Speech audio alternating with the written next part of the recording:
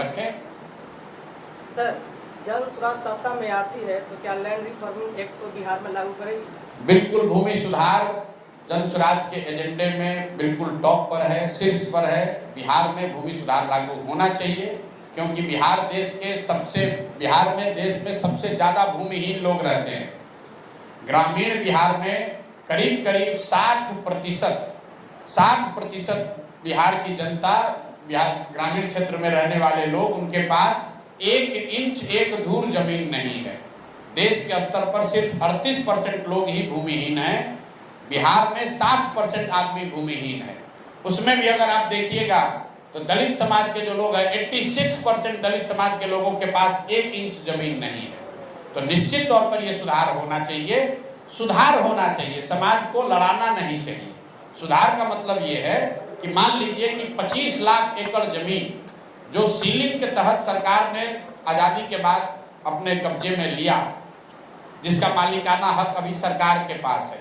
8 लाख एकड़ जमीन जो विनोबा भावे के आंदोलन से, भूदान आंदोलन से निकला, 25 लाख एकड़ जमीन किसको दिया गया, इसकी किसी को जानकारी नहीं है। ये इसकी जानकारी किसी को नहीं है।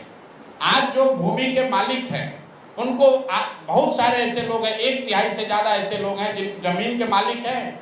आप जमीन जोत रहे हैं लेकिन आपके पास बेचने का अधिकार नहीं है। अभी आपने सुना होगा बेतिया में, दोनों चंपारण में बेतिया राज की जमीन का अधिग्रहण कर लिया गया। भाई, बेतिया राज का तो जमीन कोई है ही नहीं पेपर पर।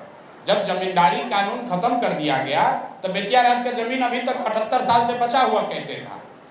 तो सरकार उस जमीन का अधिग्रहण कर रही है जो जमीन था ही नहीं, जो लोगों ने पहले खरीद लिया, जिसका सेटलमेंट हो गया, जिसका रसीद कट गया, जिसका जमाबंदी हो गई।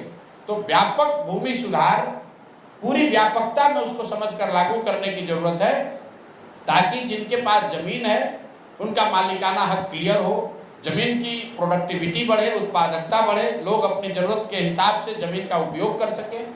और भूमि सुधार का दूसरा लक्ष्य ये होना चाहिए कि बिहार में जो भूमिहीनता है कम से कम उसको राष्ट्रीय औसत तक लाया जाए।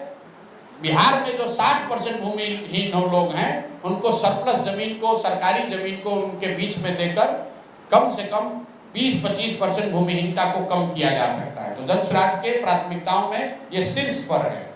सर, जिनके